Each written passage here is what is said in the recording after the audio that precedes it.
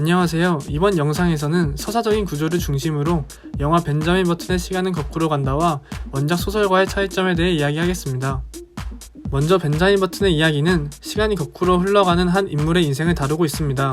이런 기이한 스토리를 책과 영화는 다른 방법으로 풀어냅니다. 원작 소설에서는 아기가 노인으로 태어났다는 일을 단편적인 사건들을 중심으로 단순하게 풀어낸다면 영화에서는 인물들의 인생을 좀 더 깊이 있는 서사 구조를 통해 보여줍니다. 우선 서사 구조에 대해 이야기해보겠습니다. 먼저 원작 소설은 벤자민이 태어나고 죽을 때까지의 이야기를 시간 순서대로 직선적으로 표현합니다. 이를 선형 구조라고 합니다. 반면 영화는 큰 틀에서는 벤자민의 일생을 보여주지만 여러 시간대가 복잡하게 섞여 있습니다. 이를 비선형 구조라고 합니다. 또한 벤자민의 회상, 데이지의 회상, 그리고 주변인들의 삶까지 여러 인물들의 서사와 겹치면서 인물들의 줄거리의 경계가 흐려지게 됩니다. 영화는 삶과 죽음의 무한한 순환을 보여줍니다. 영화 시점을 크게 둘로 나눈다면 데이지가 병실에 누워있는 시간대와 데이지가 딸 캐롤라인과 함께 벤자민의 일생을 회상하는 것으로 나눌 수 있을 것입니다.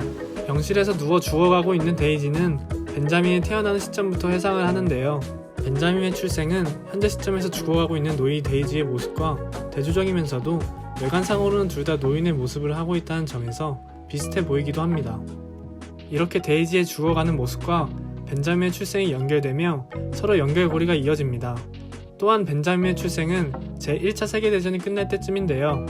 수많은 사람들의 목숨을 앗아간 전쟁의 종식에 태어났다는 점에서도 죽음과 삶은 연결된 듯합니다.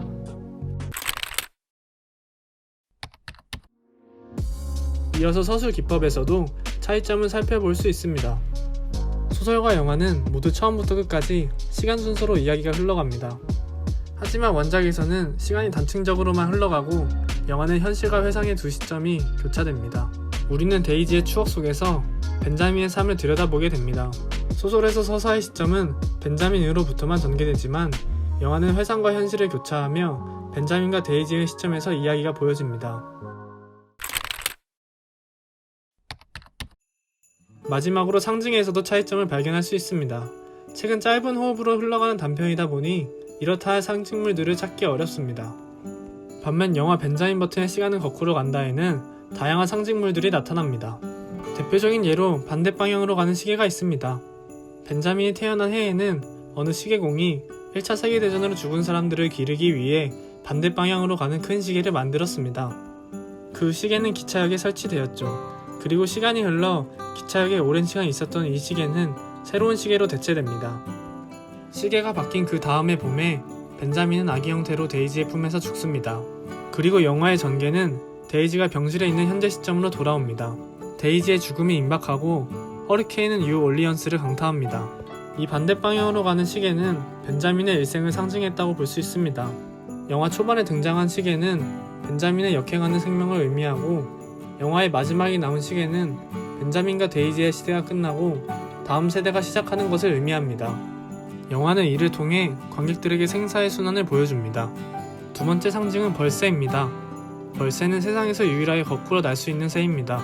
그리고 벌새가 날개짓을 하는 모양은 마치 무한대를 의미하는 메비우스의 띠 모양을 닮아 있습니다. 벌새가 시간이 거꾸로 흘러가는 벤자민의 삶, 그리고 영혼을 의미한다고 볼 수 있죠. 영화에서 벌새가 처음 등장하는 장면은 벤자민과 데이지의 사랑이 시작하는 장면입니다. 그리고 두 번째로 등장한 장면은 바로 데이지가 사망할 때입니다. 벌새가 날아든 이후에 데이지가 사망합니다. 영혼을 상징하는 벌새는 데이지가 세상을 떠났지만 벤자민과의 사랑은 영원하다는 것을 보여줍니다.